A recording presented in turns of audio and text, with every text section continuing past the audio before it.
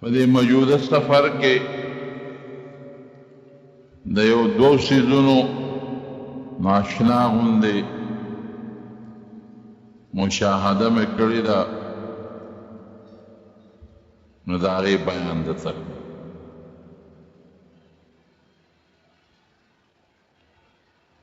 یوه خبره خو عامه داسې ده چې کله عام خلک حج ته لاړ شي او یا عمرې ته لاړ شي، نو دوی یو عمره هلته کوي د جعرانې نه. چاته دا ځای معلوم هم وي او چاته نی معلوم. که چاته نی معلوم نو د جعرانې د هغه عمرې د سعادت نه محروم پاتې شي، او که چاته هغه ځای معلومه وي نو پته ورته نه لګي چې زه د دې جعرانې نه د عمره کوم او دلته ولې رالم. د دې جعرانې زما د دې عمرې څه حیثیت دی او دلته نه ولې عمره کوم. لکه عمره چې سړی د حرم د حدوداتو نه بار وځي، زمین حل ورته وایي، د هر ځای نه عمره کېږي. که یو سړی د مکې نه جدې ته لاړ، د هغه ځای نه عمره کوي هم ترې کېږي. که یو سړی عرفات ته لاړ، عرفات هم زمین حل دی او د هغه ځای نه عمره کوي، بیا ترې کېږي. او که یو سړی د مدینې منورې په روډ باندې تنعیم ته لاړ، تنعیم هم زمین حل دی او جومات جوړ شوی دی مسجد عایشه، د هغه ځای نه څوک عمره کوي هم ترې کولی شي. نو دا جعرانې ته خلک ولې ځي او د هغه ځای نه عمره کوي؟ جعرانه دا د مکې مکرمې نه بار د مدینې منورې او د طائف د منځ کې د مدینې د روډ نه سړی بیل شي او بیا د طائف روډ نه بیل شي، تقریباً 18 17 یا 20 کیلومیټر کې یو ځای راځي. خلک هلته ځي او د هغه ځای نه د عمرې نیت کوي. ولې کوي؟ حضور پاک د دغه ځای نه یې عمره کړې په 8م کال د هجرت باندې. او ولې ته عمره وکړه؟ حضور پاک چې کله مکه مکرمه فتح کړه، نو د مدینې نه چې کوم لښکر د نبی علیه السلام سره تللی و، د 10,000 کسانو تقریبا، او بیا په مکه کې ورسره 2,000 صحابه کرام نور هم ملګري شو، څه د مکې وو او څه د غیر چاپېره قبایلو 12,000 شو. نو د طائف په روډ باندې، د طائف په لاره بعضې قبیلې اوسېدلې، حوازنې ورته وې او ثقیفې ورته وې. دا ډېر جنګجو خلک، قبایلي خلکو او جنګیان خلکو، او د غشو د ویشتو د دوی ډېر لوی تاریخي مهارتو. هغوی ویرېدل چې مسلمانانو مکه فتح کړه، هسې نه طائف ته مخه ونه کړي او په موږ باندې حمله ونه کړي. نو هغوی خپل میټینګونه وکړل او بیا فیصله په دې وکړه چې مسلمانان په موږ خامخا راځي، نو موږ به مخکې شو، په مسلمانانو به حمله وکړو. نو هغوی د 100,000 کسانو یو مضبوط لښکر تیار، 100,000 خوله لري، ډېر لوی شی دی. او داسې لښکر یې تیار که چې ټول یې مسلح کړل، هر یو له یې لینده او غشې ورکړل او تورې والا ورکړې، او چې کومې مشر و هغه دا فیصله وکړه چې موږ به ځان سره خپلې ښځې او بچي بوځو. یو بوډا سپینګیری و درید ابن سما، مخکې به د دوی د جنګونو مشري دغې بوډا کوله. نو هغه بوډا هم ځان سره په ډولۍ کې کېناو، ځکه د ګرځېدو نو وی دې ځان سره بوځو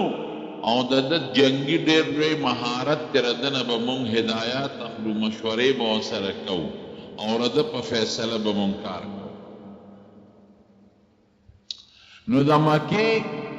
او د طائف په میانځ کې یو علاقه راځي، حنین ورته وایي. اوس هم د مکې مکرمې نه کم روډ، درې روډه دي د مکې او د طائف په میانځ کې، چې کم په سیر کبیر باندې لوی روډ راغلی دی، نو په دغه لار باندې د حوازنو دا ځای راځي. دا یو ناشنا دره ده او ګیر چاپېره غرونه دي او په غرونو کې لارې دي. دی رالل دا 10,000 لښکر د حوازن او د ثقیف، او په دغه درو کې دوی خپل کمین ونیوه او هغې کې ګیر چاپېره پرېوتل. نو درید تپوس وکړو، وی دا کم ځای دی چې دا تاسو پکې پرېوتی؟ نو خلکو ورته وی دا حنین دی. وی یاره د جنگ زبردست ځای م صحیح کړی، دا دی مناسب دی چې مونږ جنګ وکړو. وی تاسو به ګورې جنگ نه کوئ، مسلمانان به په دې لار اوس تېرېږي، ځي به طائف ته، مونږ پسې به راځي. نو تاسو چې څنګه مسلمانان په دې لاره راورسي، د دې درونو په غشو ګزارونه پې شروع. نو چې په غشو باندې ښه پوره وتمبوئ او زخمیان یې کئ، نو د هغې نه پس به بیا لارې ته کوزېږي او په تورو به وال کوئ. نو د شور واورېد دې درید، چغې وې او شور و. نو تپوس یې وکړو دا چغې او شور د څه دی؟ وی دا موږ ته د خپل مشر ویلي چې ښځې او ماشومان هم ځان سره راولئ، او ګړې او چیلې او اوښان او غواګانې چې څومره مالونه یې دا هم ځان سره کوي. وی دا جنگ خو په ماشومانو نه کېږي، او نه جنگ په ښځو کېږي، او نه جنگ په ګډو په چیلو په اوښانو کېږي. دا هم ولې راوستې دي؟ وی زمونږ دا مشر وی چې مونږ د ماشومانو او ښځو ته ګورو،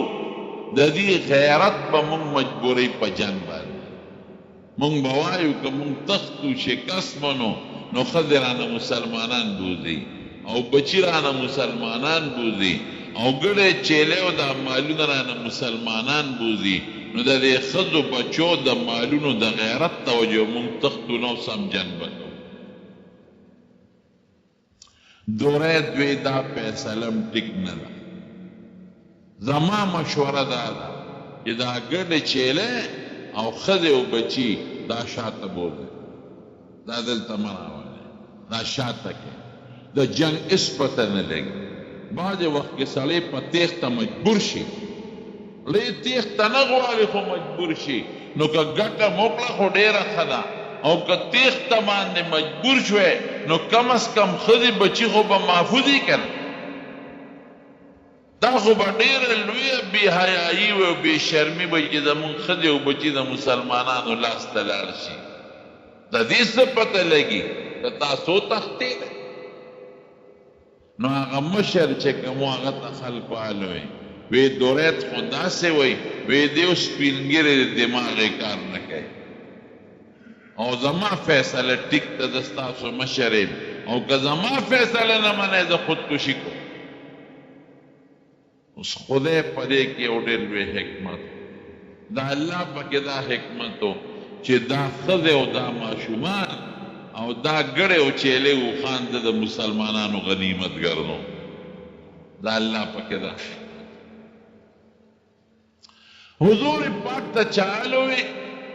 وی د طائف قوم ثقیف او حوازن هغې خو تا د حملې دپاره را روان شوي دي، نو پیغمبر علیہ السلام جاسوسان ولېږل، جاسوسان راغلل تلې ور ورکړه چې او بالکل را روان دي او د غرونو په درو کې کوشش کوي ځای نیسي. صحابه د حضور پاک سره 10,000 د مدینې او 2,000 د مکې په فتح کې شامل شو. 12,000 صحابه کرام روان دي. په دې نیت روان دي چې موږ ځو طائف ته او طائف په فتح کړو او د طائف په غرونو باندې به د اسلام جنډه ولګي. نو صحابه 12,000 ډېر لوی تعداد دی. دومره تعداد د صحابو چرته نو برابر شوی. غزوه خندق کې لږو، احد کې کم و، بدر کې کم و، حدیبیه کې 1400، د مکې مکرمې فتح کې 10,000، دا ډېر زیات و. یو بیلو د صحابه کرام او د دنیا ساروین دی وسره او د دنیا لوی لوی سازو سامان غشي لیلې او تورې او نیزې ورسره دي.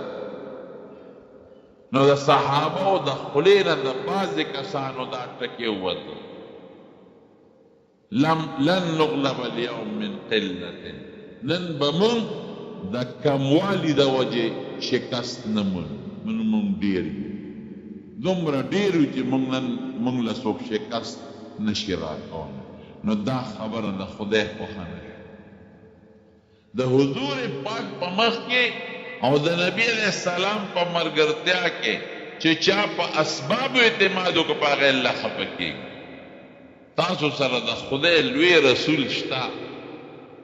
او د دې رسول د برکت نه په بدر کې تاسو له خدای فتح درکړه. احد کې د مسلمان فتح و مړي د مسلمان نو چې خو میدان مسلمان ګټلی دی. غزوه خندق کې مسلمان له خدای برې ورکړه، فتح د مکې وشوه. ځای په ځای خدای فتح درکړې. تاسو سره سازو سامان خو نو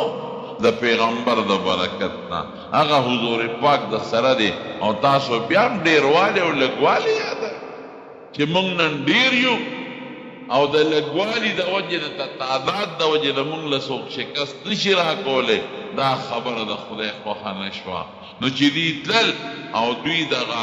مقام ته ورسېدل د حنین، نو بس هغوی خو تیار ورته ناست وو د غرونو په درو کې. هغوی پې د غشو باران، داسې د غشو باران تاسو اندازه ولګوئ 20,000 کسان ورته ناست دي. په یو ځل کې 20,000 غشي راخطا شي، څومره خلک به پې لګي او هغې غشي پسې غشي، غشي پسې غشي او هغوی ورته د غرونو درو کې پټ ناست یو دي په میدان روان دي. نو صحابه کرام داسې ولګېدل په غشو چې چا یو خوا منډه واله او چا بل خوا حضور پاک سره 14 کسان یا بعض علما لیکي چې 6 کسان دا پاتې شو او باقي ټول صحابه څوک یو خوا منډه وي څوک بل خوا منډه وي او چې منډه وي غر ته منډه وي هلته هغوی په غشو باندې ولي. قرآن شریف کې الله فرمایي ویوم حنین اذ اعجبتکم کثرتکم، د حنین په ورځ تاسو د خپل ډېروالي په وجه فخر وکړو. تاسو یې مونږ ډېر یو، تعداد که زمونږ کم وي نو ممکن ده چې مونږ شکست خوړلی وي. نن هم تعداد ډېر دی، مونږ له څوک شکست نشي راکولی. په اسبابو هم د حضور پاک په مخ کې اعتماد وکړو.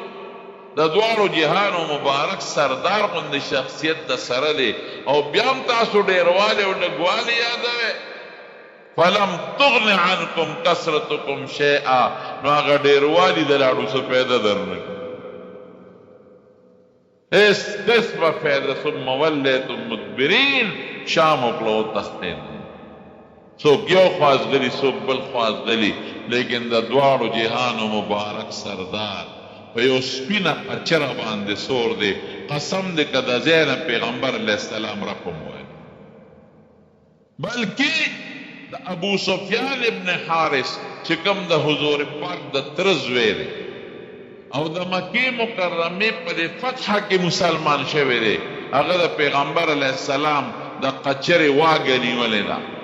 هغه یې رانیسي چې دا د پیغمبر علیه السلام څاروي مخکې نشي او په غشي ونه لګي او حضور پاک څاروي له زور لګی چې زما دا څاروي پرېږده چې مخکې لاړ شي هغه نه پرېښوده حضور پاک زور لګی هغه نه پرېږدي حضور پاک زور لګی چې هغه څاروي نه پرېښود نو پیغمبر علیه السلام د څاروي نه راکوز شو او پیاده روان شو او یو ناشنا آواز یې وکړ وی انا النبی لا کذب زه پیغمبر زما دا خبره دروغجنه نه ده زه دروغجن پیغمبر نیم انا ابن عبد المطلب زه د عبدالمطلب زوی یم د عبدالمطلب وینه زما په وجود کې ګرځي عبدالمطلب په بهادرۍ مشهور انسان و زما نیکه میدان نه دی پرېښی زه به څه میدان پرېږدم یو صحابي نه چا تپوس کړی دی رستو اولیتم یوم حنین وی د حنین په ورځ تاسو تښتېدلي یې او ته څه وایي وی مونږ پرېږده زمونږ پیغمبر نه دی تښتېدلی قسم دی چې زمونږ پیغمبر په ځای ولاړو نه دی تښتېدلی وی تاسو تښتېدلی یې که نه او ته دا نه وایي چې مونږ تښتېدلی یو یا نه یو تښتېدلی وی زمونږ پیغمبر نه دی تښتېدلی ولې په جنگ کې چې بادشاه رستو شي دا شکست دی او په جنگ کې چې بادشاه په ځای ولاړي نو قوم به کله رستو کېږي او کله مخکې کېږي دې ته شکست څوک نه وایي شکست دې ته وایي چې بادشاه غلام شي بادشاه وتښتي نو ورته څه وایي یاره وایي ته مونږ څه کوې خو زمونږ پیغمبر د دی نه نه دی ښودلی په ځای حضور پاک ولاړ او عجیبه حالاتو کې دې وخت کې نبی علیه السلام مبارک ګیر شو داسې حالاتو کې ګیر شو چې بعضې کسان دغه مسلمانان نو هم په دې سفر کې دي بعضې کسان کافران دي د مکې دغه مسلمانان نه دي هم په دې سفر کې دي یو کافر څه وایي وی یاره نن خو مسلمان وتښتېد زړه به مې یخ شي وایي په خپله ابو سفیان چې د مکې سردارو ابو سفیان ابن حرب د مکې سردارو او مسلمان شوی دی د مکې پر ورځ خو اسلام یې لاړه ته نه دي کو شوی هغه هم څه دوه درې ټکي ووایي وی نن خو دې دوی ټینګ شي که نه په مونږ راتلل اوس خو دې ټینګ شي که نه او د عثمان ابن ابي طلحه زوی دی عمر یې نوم دی هغه د ده پلار په احد کې مړ شوی هغه وی حضور پاک نوم یې واخیسته وی محمد صلی الله علیه وی نن محمد راته ځان لګیر شو د پلار بدل به تیلم او توره ورسره وه په نبي علیه السلام هغه خو چې صحابه لاړل او راشه خپل بدل واله توره ورسره وه په نبي علیه السلام یې ورغله چې ورغلی وال بېهوشي پرې راله او راپرېوت بېهوشه شو راپرېوت او چې سینګ په هوش کې راغی نو راوچت شو او نبي علیه السلام ته مخامخ ودرېده وی اوسه پورې مسلمان نوم قسم په خدای چې د خدای رښتونی مسلمان نن ایمان راوړم او کلمه شهادت یې ما خو نیت وکړه چې د پلار بدللم خو زه چاونې هم د دې مریم معلومیږي دا د خدای پیغمبر الله ستا مدد وکړي نو حضور پاک د صحابه یو خوا بل خوا تتر بتر شو نو آواز یې وکړو وی د حدیبیه اصحاب الحدیبیه د حدیبیه ملګرو حدیبیه کې تاسو ما سره بیعت نو کړی یا اصحاب الشجره د حدیبیه د اونې لاندې تاسو بیعت نه دی کړی تاسو چرته مانه لاړئ خو چې صحابو د آواز واورېد نو صحابه راټول شو میدان ته راغون شو او هغوی خو دغه شو بارانونه وکړل نو بیا هغوی هم لارې ته راکوز شو تورې ورسره وې جنگ لاس په لاس شو پروردګار هغې حوازن ثقیف حنینیانو له ښه مضبوط شکست ورکړ دومره شکست یې ورکړ چې د دوی چې څومره ښځې وې او څومره ماشومانو دا ټول مسلمانانو ته پاتې شو هغوی ته وتښتېدل وزردونو مال تقریبا 20,000 ګډ چیلې د دا مسلمانانو له په لاس باندې راغلی په زرګونو اوښان غواګانې ماشومان بچي ښځې دا ټول په غنیمت کې مسلمان ته پاتې شو نو حضور پاک حکم وکړ وی دا چې څومره څاروي دي او د کافرانو ښځې او بچي دي دا ټول جعرانې ته بوځئ نو جعرانې ته دا راوستل او وی څوکۍ کوئ پام کوئ د دوی عزت ته نقصان ونه رسوئ د دوی عزت ته نه خراب نشي عزت ته نقصان ونه رسوئ تنبو ولا جوړ کې او خیمې ولا جوړ کې او په هغه خیمو کې دا ښځې او دا بچي واچوئ او څاروي یو طرف ته غونډ کې او دا ګیر چاپېره محاصره کوي چې د دوی عزت ته نقصان ونه رسېږي ټول مالونه هلته جمع کوي نو باید صحابو خو دا مالونه هلته یوړل کافر تتر بتر شو قرآن شریف کې الله فرمایي وانزل جنودا لم تروا ثم انزل السکینة على رسوله وعلى المؤمنین وی ما په خپل پیغمبر او په مسلمانانو بیا اطمینان راواچوه وانزل السکینة وانزل جنودا لم تروها او داسې لښکر مې درته راوسته چې تاسو نه لیده یو صحابي فرمایي وی یو تور څادر مې ولید چې د اسمان نه را روان دی تک تور څادر دی بره نه راځي او چې کله ځمکې ته رانږدې شو رارسېد نو د تور څادر نه میږي روان شو میږي مکمل چې مې کتل شکلونه د میږو نه جوړېږي او هغه شکلونه په دې درو کې خورېږي حضور پاک وی دا صحابه وو دا فرشتې وي چې د الله د اسمان نه زموږ د مدد دپاره نازلې کړي صحابه لړل بیا سب په یو قبیله سبلې قبیلې ته سبلې قبیلې ته خو دغه علاقه کې د طائف نه ګردونه وه چې څومره کلي دا خدای پاک ټول فتح کړل او ډېر خلک خدای پاک مسلمانان کړل نو نبی کریم صلی الله علیه وسلم دغه جعرانې مقام ته واپس تشریف راوړ چې راویله صحابه ورته وی صاحب دا غنیمتونه تقسیمو وی لږ صبر وکړئ زما اندازه داسې ده چې دا خلک مسلمانېږي نو که دا مسلمانان شو نو دا مال به ورته واپس ورکړي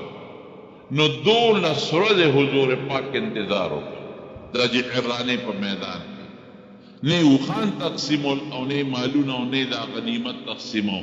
12 ورځې انتظار وکړو چې که دا خدای راوستل چې دا خپل سیرونه ورته واپس کړو خو دوی رانغلل نو چې رانغلل نو پیغمبر علیه السلام مالونه تقسیم کړل ګنډې چیلې هم تقسیم کړي اوښان هم تقسیم کړل او چې هغه کم ښځې بچي دي هغه هم په غنیمت کې مسلمان ته ورسېدل هغه هم تقسیم کړل او د دغه ځای نه نبی کریم صلی الله علیه وسلم د شپې مکې مکرمې ته راغی عمره وکړه خو بخاری کې راځي او په نورو کتابونو کې چې په داسې طریقه حضور پاک راغی چې څوک داړو خبر نشو نږدې ملګرو ته پته و بل څوک خبر نشو ولې که زه ځم صحابو ته پته لګي بیا خو دا ټول ځي عمرې له نو د شپې ماسخوتن نه پس راغی نبی علیہ السلام د مکې مکرمه کې د بیت الله طواف وکړو سعی وکړه عمره وکړه او عتاب ابن اسید رضی الله عنه د مکې والی گورنر مقرر کړ او بیا واپس لاړ جعرانې ته نږدې خلکو ته پته ولګېده او بل چا ته پته نه لګي نو په دې وجه خلک د جعرانې نه عمره په 8م کال په ذیقعده کې حضور پاک د جعرانې نه عمره غنیمتونه تقسیم شو د اوبو انتهایی قلتو اوبه نه وې صحابه راغلل حضور پاک ته شکایت وکړو وی صاحب خلک د تندې مري مونږ سره خپل څاروي هم دي او چې کوم هم د کافرانو نه په غنیمت کې ونیول په زرګو څاروي هغه دي لکونو ته تعداد رسېږي او صاحب مونږ سره اوبه نشته وی چې ته پیو ګوره وی صاحب پی خو شته خو زندېده یو ګوټو به پکې نشته وی لږې غوندې ماله پیدا کې یو صحابي سره په مشک کې لږې غوندې اوبه وې راغی رسول الله مبارک د پی په غاړه کېناست او هغه لږې اوبو کې لاړې مبارکې توپ کړلې او پی کې ور وغورځولې او خپل غش یې راواغېست هغه یې په پی کې وغورځاو وی سر پې کېدی لږ سات سر یې پې کېښود وی اوس دې سر لر کې او تکړه شی چې څومره اوبه مو خوښي دې راوباسئ کوی کې داسې اوبه را چینې را پیدا شوې چې څومره د مسلمانانو لښکر سره د هغه غنیمت د ښځو او د هغه ماشومانو هم سیراب شو اوښان هم سیراب شو ګډې چیلې هم سیراب شوې او تر ډېرې تر اوسه پورې کوي چې دی هغه اوبه راپورټ کوي او خلک د هغې اوبه استعمالوي ما اوس تپوس وکړو د یو ملګري نه نو ما وی ته جغرانۍ هغه کوي له ورغلم دیوال ته تو دی مې دا کوي وی چې دا بند شوی دی حکومت اوس پابندي پې لګولې ده او کوی یې بند کړی دی مې دلته چې دا کمې اوبه دي وی دی دویم کوی ایستی دی او هغه کوي نه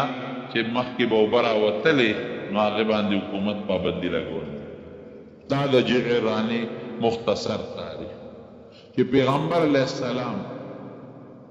تقسیم وکړه غنیمت 12 ورځې خو هغې ته انتظار وکړه څوک راغلل او 12 ورځې پسې تقسیم وکړه نو دا خلک راغلل دا حوازن او ثقیف راغلل یو لوی وفد یې راوسته او پیغمبر علیه السلام ته مخامخ کېناستل وی صاحب زمونږ کې څومره خلک دي او تا سره مونږ جنګ وکړو او په جنگ کې اویا کسان د دې مردار شوي او باقي ژوندي وو نو ټول مسلمانان دي او ایمان یې راوړ هغه 20 زره وایي ټول مسلمانان دي مونږ تاله راغلي وو مونږ له هغه خپل مالونه هم راکړه هغه خپل ګډې چیلې او خپل ښځې او بچي هم رانه نبی علیہ السلام ورته وفرمایل وی 12 ورځې مې درته انتظار وکړو تاسو رانغلئ اوس خو ما تقسیم کړی اوس خو زما اختیار پکې نشته د صحابه و دې هر څه نو دا ډېر هوښیاران وو ځان سره یې بوډاګانې ښځې راوستې ورته یې وی صاحب مونږ په جرګه کې هغه خلک راوستلي چې ته به لازما زمونږ جرګه منې وی څوک هم راوستي دي وی ستا تروریانې او مامیګانې او ستا رضاعي چاچیګانې هم راوستي دي د بنو سعد خاندان چې کوم دی حضور پاک 4 کاله تیر کړي دي او 2 کاله د بیبي حلیمې رضی الله تعالی عنها پیس کړي د بیبي حلیمې خویندې هم راوستي دي د هغې د ترنونه هم راوستي دي د هغې مامیګانې هم راوستي دي او ستا خپل دي تا د رضاعي مور قوم هم راوستلی دا بوډاګانې هم دله راوستلی دي جرګه به منې نبی کریم صلی الله علیه وسلم وفرمایل وی تاسو زموږ وروڼه یې خو لږ صبر وکړئ اوس زه صحابه راغواړم که زما لاس کې وي ما د لاسه درکول خو زما د لاس نه شی وتی دی زما لاس کې نه دي او رښتیا خبره چې نو د شریعت قانون دا دی چې سړی څنګه د خپلې مور خیال ساتي دارنګې د رضاعي مور خیال به هم ساتي رضاعي مور خپلې مور سره نکاح منه رضاعي مور سره نکاح منه خپلې خور سره نکاح منه رضاعي مور سره خور سره نکاح منه خپلې ترور سره نکاح منه رضاعي ترور سره نکاح منه بیبي حلیمې به حضور پاک ډېر زیات قدر کو دومره قدر به یې کو یو صحابي وایي وی حضور پاک یو ځل په یو څادر باندې تشریف فرماو یو بوډۍ ښځه راغله وی چې څنګه راښکاره شوه نبي علیه السلام متفاصل مونږ وی دا څنګه ښځه ده چې حضور پاک ورته د خپل ځای نه پاڅېده او وی چې ښځه څنګه راغله وی حضور پاک ونیوله او په خپل ځای باندې کېنو او مخامخ ورته کېناسته او به یې ورته وی په عربۍ کې مور ته مورې مورې مورې وی زه حیران شوم د دې بوډۍ ښځې نبي علیه السلام دومره قدر ورته پاسېد او په خپل ځای کېنوله او مور ورته وی مشرې ښځې داسې خلک مور وی چا نه مې تپوس وکړه چې دا څوک ده وی دا بیبي حلیمه دا هغه ښځه چې حضور پاک له پی ورکړي ما د بیبي حلیمې چې کوم ځای کې رسول الله مبارک 4 کاله تیر کړي دي په دې سفر کې راته خدای غزی وکړ ډېره خوش قسمته بیبي وه او دا غزی څه ناشنا خصوصیات هغه خصوصیات هم درته وویل. حضور پاک چې کله ماشوم پیدا شو نو د دې بنو سعد خاندان ښځې راغلې. په عربو کې د دې عربي ډېر اعلی و. لکه اوس هم زمونږ د پښتنو د اشنغر جدا پښتو ده، د درې د خلکو جدا پښتو ده، د وزیرستان جدا ده، د کابل د خلکو پښتو جدا ده، د سوات او زمونږ په پښتو کې هم څه لږ ډېر فرق شته. اصل په عربي چې کوم د قاعدې مطابق عربي وه، دغسې په عربۍ کې هم فرق و. نو چې کوم د قواعدو د اصولو مطابق عربي وه هغه د بنو سعد د خاندان. نو خلکو به خپل بچي بنو سعد ته د پیو دپاره لیږل، دې دپاره به یې لیږل چې اصلي عربي زده کړي او په عربۍ کې فرق رانه شي. دا ښځې به کال په کال راتلې مکې مکرمې او ماشومان به یې ځان له کتل بوتلل. بی بی حلیمه رضی الله تعالی عنها فرمایي وی زمونږ د قوم د بنو سعد ښځې وې، وی دا رالې مکې ته، وی زم پکې رالم زما خاوندم او وی زما خپل بچې چې کوم زما نه پیدا و هم را سره وی رالو مکه کې م ځان له ماشومان کتل، ځکه هغوی به پیسې اخیستې سې خو به د ماشومانو خدمت نه کو. نو وی حضور پاک معشوم باندې خلکو چکر ولګاو، وی چا قبول نه کړ. چې څوک به رالل تپوس به یې وکړو نو وی به چې دا یتیم دی، نو یې خلکو به ناغېسته چې پلار یې مړ دی او پلار یې نشته نو موږ له به دوی سره او غریبانان. وی ما هم پې چکر ولګاو خو چې تپوس مې وکړه وی چې دا یتیم دی پلار یې نشته، وی ما هم قبول نه کړ. وی زما چې څومره ملګرې ښځې راغلې وې، وی هر یوې ښځې ته یو یو ماشوم میلاو شو او جوړې جاړې وکړه چې زه به 2 کاله پی ورکوم دومره پیسې به راکړې. وی ما ته ماشوم میلاو نه شو، هېڅوک میلاو نه شو. نو مې چې تشه ځم نو راشه دا یتیم به بوځم. زه څه خبر وم چې یتیم در یتیم دی ملغلره، یتیم برکتی یتیم نه، پلار خو یې نشته خو الله یې شته دی. د دې یتیم پلار مړ دی، پلار یې نشته خو د دې یتیم الله مهربانه ذات شته دی. وی چې رالم دا ماشوم مې راواخېسته، د ماشوم مور بی بی عامرې ما ته وویل چې ګوره خو یتیم دی هېڅوک یې نشته، خو ګورې زما دا بچی ډېر بختور و، بویه د دې کې دله ډېر خیر به دله خدای پاک درکړي. نو یې ما دا رسول نبی کریم صلی الله علیه وسلم ماشوم وی دی مې راواخېست. بی بی حلیمه وی قسم دی وی چې زه په کومه اوښه راتلم نو یې کې پینو او کومه قچره باندې یو اوښه و یو قچره و ما سره چې په کومه قچره مونږ سورلي کوله چې مونږ راتلو نو هغه قچره دومره ټپه وه چې د ټولو څاروو نه به وروسته روان مونږ به په چابکونو والو دی به مزل نه کوو او د شپې به مونږ له د لوږې نه خوب نه راغی اوښه کمپین او زما چې کوم خپل ماشوم بچی و زما سینه کې پین و هغه به راته ژړل وی چې نبی علیه السلام مبارک مې راواخېست او د خپلې سینې ته مې واچو وی زما د قسم مې چې زما دواړه طرف تر سینې د پایو نه ډکې شوې دواړه سینې مې د پایو نه ډکې شوې دواړه سینې او چې تلم نو ما خاوند ته وویل چې خاوند د څه به کوو نو یې خاوند راته وویل چې حلیمې ستا څه خوښه ده وی ما وی چې والله زما د قسم په خدای وي زه خو خالي نشم تللی قسم په خدای او زه ورځم او چې کوم هغه یتیم ماشوم دی نو هغه بوځم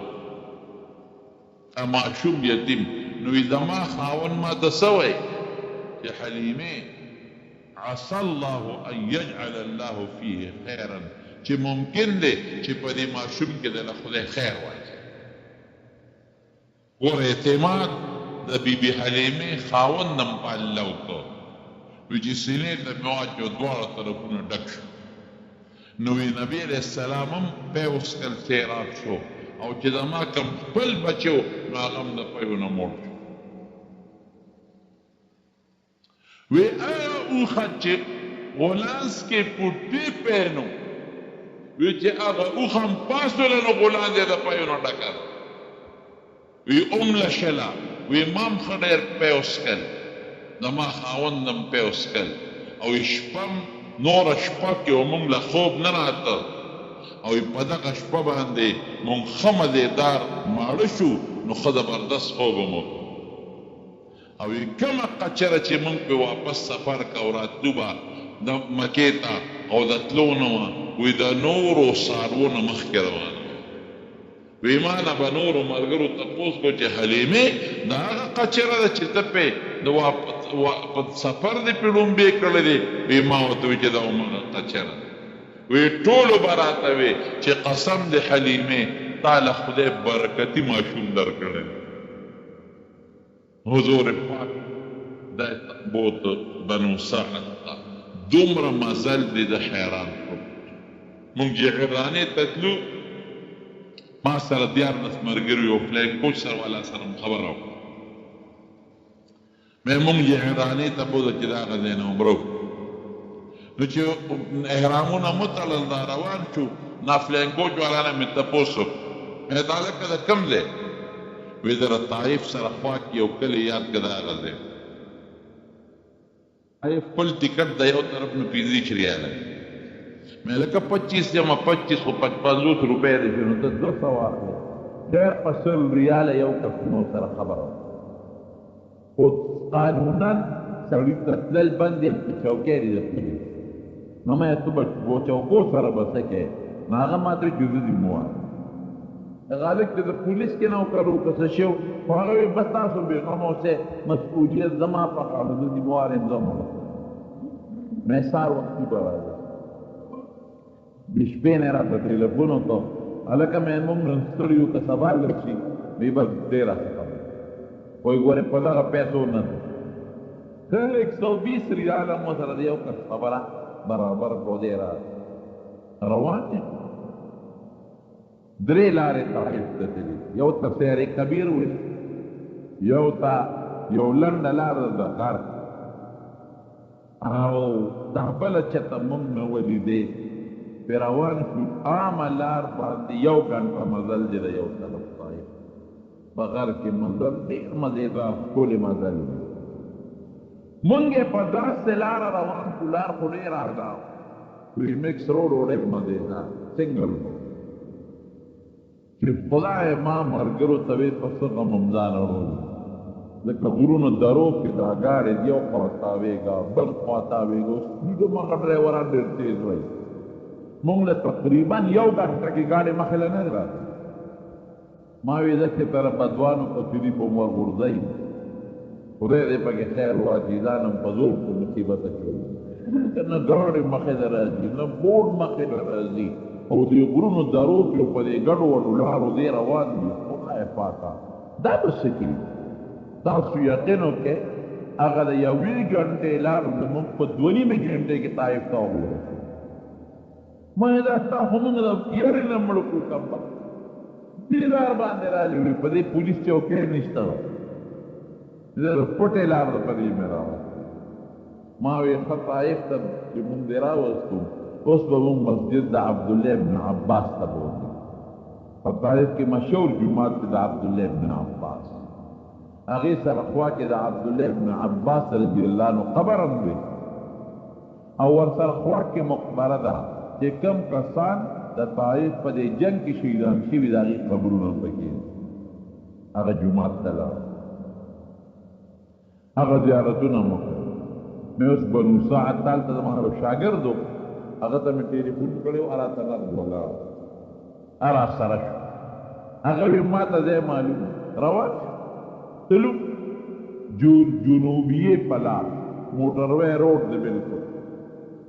نو ماله په لار کې خوب راغی په سیټ کې ویده شم چې راویښ شم تپوس مې ترې وکړو چې مې کتل په طایف لیکلي هلکه بیا تاسو بیا طایف ته روان یو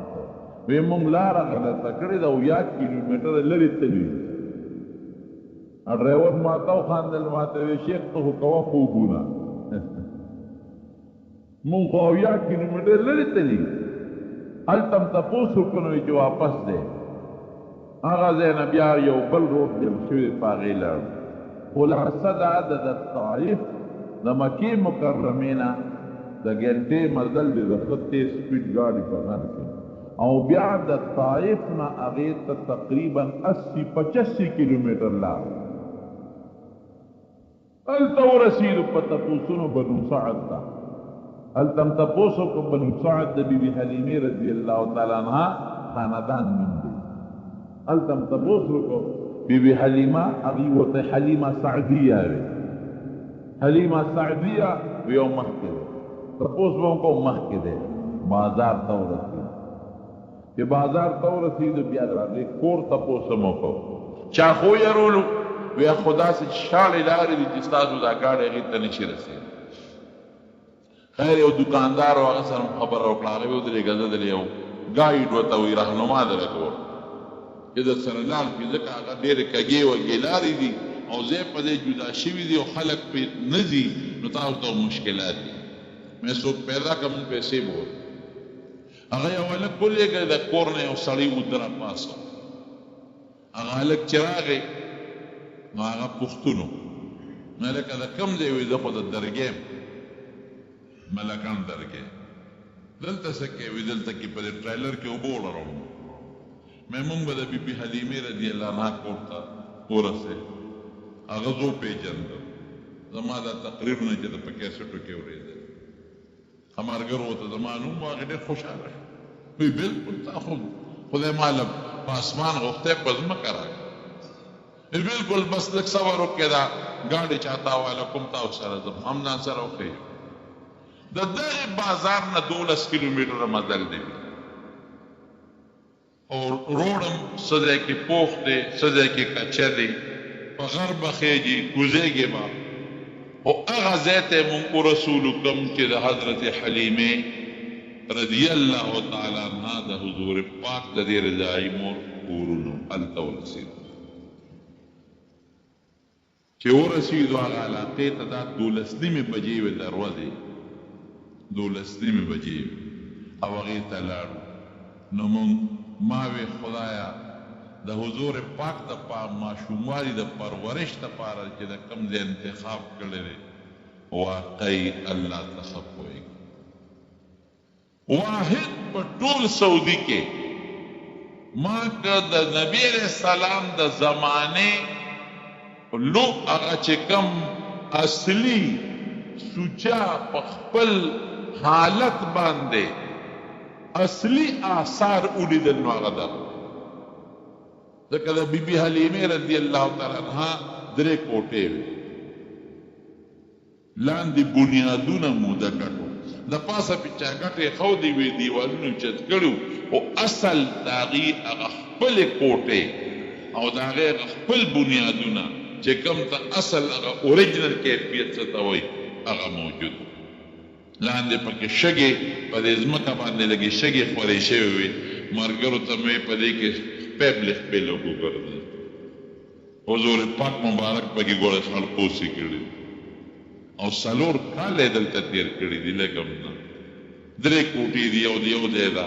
یو سره خوا کې بل ځای ده یو بل ځای ده د پاسه پې د کجورو څه لاړې پراته دي خو ګمان کوم داسې خلک وایي دا د هغه زمانې دي خو ګمان کوم چې د هغه زمانې لاړې نشي پاتې کېدی د باران او د موسم د وجې نه ممکن نه د اوسني او ځای په دې غرونو کې یو ځای کورونه دي روان شوي دي آثار شته آثار قدیمه چې ورته وایي بل ځای کور دی بل ځای کور دی بل ځای خو د بي بي حلیمې رضی الله عنها دا کور په غر دی لږ به ختل دي ورته غر ایسته دونه مشکل نه دی لږ او خوا کې ورسره لویه مقبره ده دغه مقبره ده او قبرونه دي پکې دغه ځای مخکې کلی اوس هم پکې بعضې کورونه شته باغونه هم پکې شته د انارو ښه مزېدار خشته باغونه یو انار بوټی دا د انارو نه ډک انځرو پکې ډېر اعلی بهترین انځر او هغې وي چې دلته انګور هم کېږي دلته کې نورې میوې هم کېږي خپله اوبه په د علاقه کې نشته کویان پکې نشته ما تپوس وکړم د اوبو څه انتظام دی وی 180 او 170 کیلومیټر نه دلته کې مونږ په ټریلو کې د اوبه راوړو دا اوبه خلک هم څښي او دې اوبو باندې د شیخانو ځان له د ځمکو له خپلې ټریلې اخیستې دي نو هغې له خلک دا نوکران اوبه راوړي نو هغې د خپل پټیم سیره خپله اوبه په دې علاقه کې نشته او خوا کې هغه ځای موجود و چې کوم ځای کې د حضور پاک شق صدر شوی سینه مبارکه شتېدلې او هغه ځای کې د انځر یو ناشنا ونه هغه پکې لږ اوارم او د انځر یو ډېره خشته ګوره مزېداره خشته ونه نو زه هغه ځای کې کېناستم ملګري راسره و هغه مې ګیر چاپېره کېنول 15 کسان نو ما ورته د حلیمې رضی الله عنها دا واقع بیانوله چې کله بیبي حلیمې رضی الله عنها حضور پاک دلته راوسته ما وی د مور دې زړه ته سلام ځکه کم از کم دا څه خدای مې نه خطا کې 150-160 کیلومیټر مزل او خپل نیازبین بچې بل له ورکول خو به د خلکو رواجو د وطن او د علاقې رواج دی او خپل غرضونه دي پکې د خلکو نو نبی علیہ السلام ماشومې ورکړې وله حالانکه یو بچی بچا له څوک ورکړي چې 170 او 180 کیلومیټر لرې بوځي او داسې هم نه ده چې ګنې موټرې دي زر به یې تپوس کې او یا به یې دله زر راولي پیاده مزلې دوخانو مزلې 2 کاله چې حضور پاک دې سره تیر کړي دي کم 2 کاله بیبي حلیمه وایي زمونږ په علاقه کې قحط او قحط نو وی خلکو به څاروي ګډې چیلې غرونو ته شړلې نو یې ماښام به نارې راتلې او وی زما څاروي به د غولاندې به یې د پیو ډکې راتلې نو یې خلکو به خپلو غلامانو ته به نوکرانو ته چې تاسو د حلیمې د څاروو سره یو ځای څاروي سره وی وګورئ هغه ماړه راځي تشي ډک دي او ستاسو هغه ټپ ټیپ راځي وی خلکو به زما څاروو سره یو ځای څاروي سرول او بیا به د خلکو څاروي اوږې راتلل زما هغه به ماړه راتلل وی قسم دی چې دا د رسول الله مبارک برکت دی دا هغه به او یو ځل زما خپل بچی راغی وی ما ته وی 2 کاله چې کله پوره شو نو نیټه وه نو ما نبي علیه السلام مور له راوست وی نه مېړه کېده وی قسم دی که حضور پاک مړه کېده وی په ماشوموالي کې وله خدای جیبه انصاف ورکړی وی یو دیو یو زما خپل بچی وی چې ما په کومه ورځ نبي علیه السلام خپلې سینې ته اچولې نو وی کله به ما د هغه بل رور سینې ته دې واچو وی قسم دی دې ماشوموالي کې انصافدارو وی د هغه بل ماشوم رور سینه چتم نه ده راودلې خپله به یې راوړه چې بلې ته به مې اچو نو خوله به یې تاړوله راړوله هغې له خوله هم نه ده وی مې چې زما دا بچې په ماشوموالي کې انصاف ده 2 کاله پس مې راوسته زما چته ړکېده بیبي امینې ته مې ورکړه وی مې چې دا ماشوم مې راوسته خو بانې مې ورته کولو چې ابو هوا ډېره خشته ده او ډېره اعلا ده او ډېره مزېداره ده او دا ماشوم ماله راکړه چې بیا یې بوځم وی هغې وی چې نه دا نه درکوم خو په دغه وخت کې په مکه کې وبا وه بیماري وه نو یې خلکو ورته ووایي چې امینې دا ماشوم دې بختور دی او دا دې له ورکړه چې واپس یې بوځي دلته نقصاني نه شي نو یې ما له هغه بچې بیا راکړه نو 4 کاله د بیبي حلیمې سره تېر کړي وی یو ځل زما هغه نورو بچو رامنډې کړي وی ما ته وی چې مورې زمونږ قریشي رور خو جامل کا محمد قتل صلی الله علیه وسلم شامل کا وی ما وی چې نه خدای دې نه کړي. وی ما خاوند مې ورمنډې کړو. کوم ځای کې چا مړ کو؟ وی هغه لاندې ځای کې. بلکل هغه ځای هغه منظر ته مونږ ورغلو. وی چې ورغلم نو وی نبی علیه السلام داسې ماشوم شین ګوشین ولاړ دی. وی ما راوچت کړو، د خپلې سینې پورې مې پیوست کړ او ښکل مې کړ، او بیا خاوند مې زما نه واخیسته، هغه سینې پورې پیوست کړ او ښکل یې کړ، او ځان سره مې کور ته راوسته، او دې داسې رنګ یې تک شین دی. تپوس مې ته وکړه بچې څه کوې؟ وی مورې یو دوه کسان رالل او یو کس زه ونیوم او چاړه یې راوویسته او زما سینې وشلول،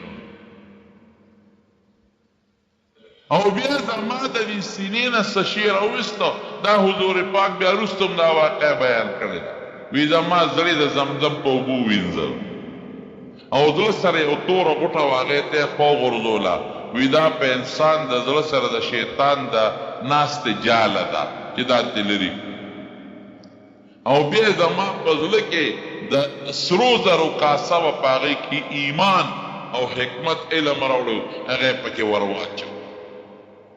بیا پې لاس راښکه او خدای پاک واپس جوړ کړم. نو بی بی حلیمه پې ویرېده. څلور آثار یې همداسې لیدلي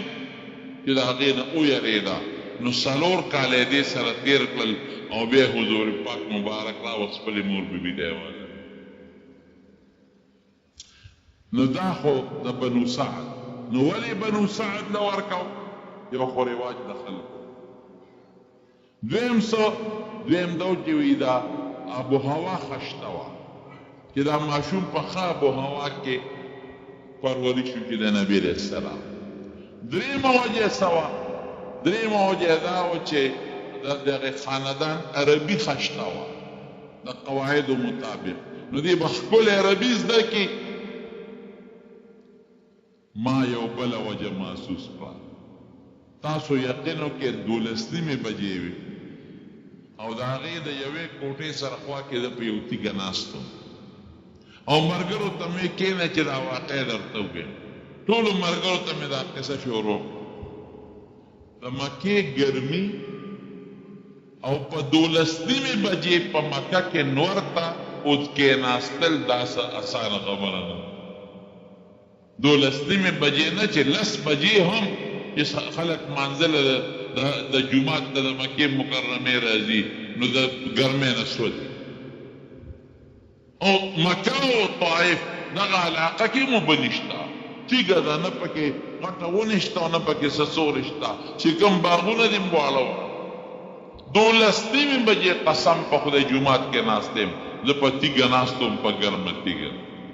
او ګیا چا پیره ملګري راته څوک په شګو کې ولاړو، څوک په تیږو ناست و. ملګرو ته مې ګرمي محسوسوې؟ مې سوچ وکړی لغوندې، زه خو ورته قصه کوم خو سوچ وکړی ګرمي محسوسوې؟ وی نه. مې په دې کاڼي ناست لاس پکې دی، دا کاڼي یخ دی که ګرم؟ معمولي غوندې تړم، داسې معمولي تړم چې بلکل پوټې غوندې سړی نه محسوسوله چې زه په ګرم کاڼي باندې ناست یم. مې دې کاڼو ته وګوره، کاڼي یخ دي، هوا یخه ده، ناس په نور یو او دا هوا د کاڼو نه راتېرېږي، د غر او هوا راتېرېږي، هغه څونه ګرمي. مې وګوره هوا یخه ده. مې بل مې خدای چې حضور پاک دې ځای له راوسته، مې ردې دې موسم ته وګوره او دې هوا ته وګوره. او دویم دا چې دا د نبی کریم صلی الله علیه وسلم د 4 کالو ماشوموالو د خړپوسو برکت دی چې دلته نه تیږه ګرمه ده او نه هوا ګرمه. دا مې پکې نه وي محسوسه. بیا هغه ملګري راله انځر راکړه، مې لکه مونږ خو تا لږې پیسې درکوو، مونږ ته راهنمایي وکړه. هغې نه مولوي صاحب تا نه به زه پیسې اخلم، یو 2 کریټه انځر یې راله راکړه. وي دا دې بنو سعد انځر دي، د دې علاقې ځان سره یوسئ. تاسو په خدای یقین وکړئ، قسم په دې جومات کې مې درته وخوړل، که په زندګۍ کې دومره خواږي انځر ما چې ته محسوس کړي چې مې راوړل، د ټولو ملګرو باندې مې وویشل. ما دا یو ملګري وي لږ پرېږده وایي دا تا خو ټول وویشل، په ملګرو مې وویشل تاسو په خدای یقین وکړئ ما ځان سره خپلې کمرې ته یوړل مونږ کمره کې 3 کسانو مونږ به ترې 2-3 دانې خوړې نور به م خوړې نه شو دومره خواږه هغه یو پلیټ انځر هغه 4-5 ورځې مونږ هم خوړل رانه په کمره کې واپس هم پاتې شو دومره خواږه او هغه ټیسټي خواږه یو خو هسې خواږي د هغې هغه خپل چې کوم خوند دي د میوې دا ما په خپله محسوسه او یرونو د حضور پاک د برکت نه چې څوک منکر یې خو زه دا به مسلمان دی د حضور پاک برکتونه د ماشوماني برکات او د هغه شان د هغه عظمت د هغه لویي دا خدای منلی ده خدای ورکړی ده نو نبی کریم صلی الله علیه وسلم دا د بنو سعد مختصره واقع مې درته ووایه واپس راتو حد دعوت طیبه هغه لار رالو هم یو ډېره ناشنا لاره ده یو ډېر عجیبه روډ یې جوړ کړی دی په هغې واپس مکې مکرمې ته رالي واپس هم سفر اسانو زر رارسېدو بهر کیف جعرانې ته وایي دا بوډیګانې مې دله روستې دي حضور پاک ته هغه د حوازنو خلقو او داسې بوډیګانې جرګه به یې منې وایي څوک دی وی دا یې څوک تروریانې دي د بیبي حلیمې خویندې دي سیده ترنونه دي نبي علیه السلام وی لږ صبر وکړئ دا مال زما د لاس نه وسوتی دی د صحابو دی د هغوی نه د اجازت غواړم نو ټول صحابه کرام یې راغونډ کړل وی ستاسو وروڼه مسلمانان راغلي دي ګوره مخکې دشمنانو ته درونه ستاسو وروڼه مسلمانان راغلي دي او زما دا خوښه ده چې دوی له یو شی ورکوم هغوی ته وی دواړه نشم درکول یا مال غوره کړئ یا دا ښځې بچي دواړه نه درکوم که تاسو په وخت راغلی وی هر څه مې درکوم هغې وی بس دا ښځې بچي راته واپس کوه مال هم نه دی نو حضور پاک صحابو ته وی که خوښه مې ستاسو وروڼه دي مسلمانان دي نو دا ښځې بچي به ورته واپس کړو مال دی وی خیر دی در سره او که څوک نه ورکوې زه غاړه خپله نه بندوم که نه ورکوې نو زه به ورسره واده وکړم چې وروستو غنیمت کې به زه د هغې بدل ورکړم خو دا ورته واپس کړي صحابه وی صاحب بدل نه غواړو مونږ لله فی الله چې ستا د خاندان سره تعلق دی د رضاقي نو مونږ لله فی الله دا ټول ماشومان ښځې بچي غنیمت ورته واپس کوو خو دینا مخکې نبی علیہ السلام له صحابه وی صاحب په دې قیدیانو کې یو جینۍ ده هغه وایي چې زه ستاسو د پیغمبر خور یم ما پرېږدی پیری ولی جینۍ راوسته نبی علیہ السلام ته یې کښېنوي اوس خو عمر رسېده د عمر یې زیات دی وی ته څوک یې وی ته زما رور یې وی د کمې رور دی ما وی زه د بیبي حلیمې لور یم زما نوم شیما دی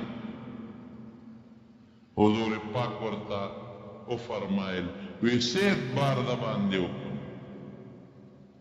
وی اعتبار درته وښیم وی یو نو خپل مټې ورته ښکاره کړه وی ما ته ماشومانو لوبې م کولې تا زما په دې مټ چک لګولې او دا ستا د غاښونو نښه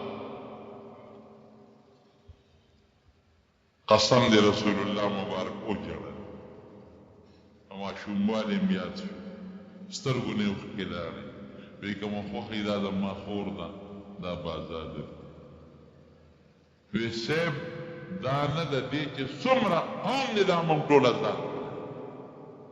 شیما به وي زه بختور یم چې زما ده وایي زما ټول قوم ته ازادي میلوي خیر هغه ښځې جینکۍ ماشومان په دغه جعرانه کې ټول آزاد شو چې کله یې څاروي تقسیمول د مکې خلکو له نبي علیه السلام ډېر ورکړل خو اسیم سخي چا له 100 خان چا له 80 چا له 50 د مدینې انصارو بعضې کسانو د خولې نه څه خبرې ووتې وی نبي علیه السلام د خپل قوم خلکو له مال ورکړو مونږ یې پرېښود جنګونه مونږ وکړل د دې په وینو تورې زمونږ لمدې دي مال هغې له ورکوي مونږ نه نه راکوي چا وی په دغه دره کې وختي چغې مونږ ته وهلې چې ای انصار ای حدیبیې والا او مالونه دوی له ورکوي نبي علیه السلام فورا چې دا خبره واورېده انصار یې ټول جمع کړل وی انصار د مدینې ټول رامون شي ټول یې جمع کړل وی چې بل څوک ورسره نه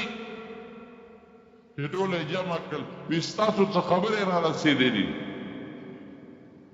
هغې خو به دروغ نه وي وی یو صاحب څه خبرې مونږ کړي دي خو ګورې دا د هلکانو کړي دي مشرانو نه دي وی سم ویلي دي وی د هلکانو وي چې خپل قوم له مالونه ورکړل او مونږ له یې رانه کړل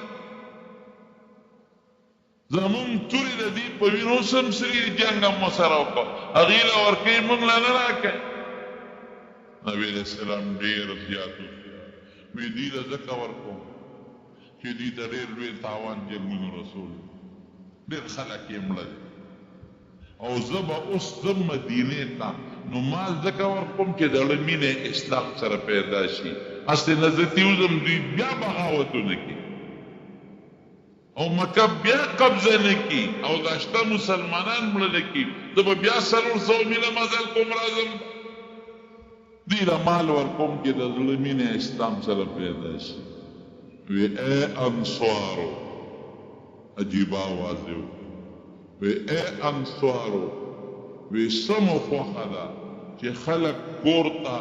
ګډه چیلې او اوښ بوځي او تاسو خپلو کورونو ته رسول الله بوځئ صلی الله علیه وسلم اوښان او ګډې چیلې هم خوښې دي که رسول الله هم خوښ دی خلق بګړه چیلې کورونو ته بوځي تاسو سره به زه ځم مدینې ته بس چې دی ووایي صحابو چغې جړاګانې شروع شوې او د صحابو ګیرې د اوښکو نه لمدې شوې وی د الله رسوله معافي غواړو زمونږ اوښانې او ګډې او چیلې مالونه نه دي پکار زمونږ رسول الله پکار مونږ خو دا خپل وطن فتح که ته به اوس مکه کې پاتې کېږي وی نه لولا الهجرتو لکنت امرأ من الانصار وی که هجرت نه وی د انصارو کې پیدا او وی که خلق په یوه لاره ځي انصار په بله لاره ځي زه به انصارو سره په لاره ځم او که خلق په یو دره ځي انصار په بله دره ځي زه به انصارو سره په دره باندې ځم او نور خلق په ډېرېږي انصار به کمیږي او ای انصارو تاسو له به خپل حق خلق نه درکوي خو صبر کوئ ستاسو ملاقات به ما سره د حوض کوثر په غاړه کې دا د بنو سعد تاریخ د طائف تاریخ او د جعرانې تاریخ نو جعرانې ته چې خلق عمرې له ځي په دې بنیاد دي چې حضور پاک مبارک دا غځای نه عمره کړې ده په دې بنیاد دي چې نبي علیه السلام هلته دمه کړې ده د معجزې کوي ښکاره شوې دي او د غنیمتونو تقسیم یې کړی دی او د طائف په ډېرو خلکو احسانات کړي دي او مفتو کې خوشي کړي دي په دې بنیاد خلک جعرانې ته ځي بعضې خلک ورته غټه عمره وایي دا د دین مسله هم ذهن کې واچوې په عمره کې غټه وړه نشته ټولې عمرې یو شان البته صرف دومره ده که د مدینې نه عمره دې وکړه نو د حضور پاک یو سنتو باندې عمل وشو د هغې موافقت راغلی ده که هغې د مدینې منورې نه عمره کړي جعرانې نه دې وکړه نو د هغوی سره موافقت راغلی ده که هغې د هغه ځای نه عمره نو لږ یو پوډۍ فایدهمنده خبره او بل چې څومره لرې ځای نه بنده عمره وکړي لبیک زیات وي قدمونه زیات په حرام کې راشي نو ثواب ورته لږ زیات ملو شي نور عمره کې وړه غټه نشته ټول یو برابر دي رب العالمین دې ممتاز شو ټول د حرمینو په سعادت باندې بهرور کړي الله دا ټول مسلمانان دوستان مکې مکرمې او مدینې منورې ته بار بار بوتلی کړي ټول د بیت الله حج له بوتلی کړي ټول د مدینې منورې د حضور پاک ملاقات له بوتلی کړي او چې څوک تللی دي په دې سفر کې مخکې خدای د هغوی قبولیت نصیب کې تم بار بار دغه پاک ځای له بوتلی کې د نبي علیه السلام په نقش قدم هم تل نصیب کې د هغې د سنتو اتباع هم نصیبه کې د هغې محبت مینه د وینې په یو معمولي قطره کې خدای شامله کې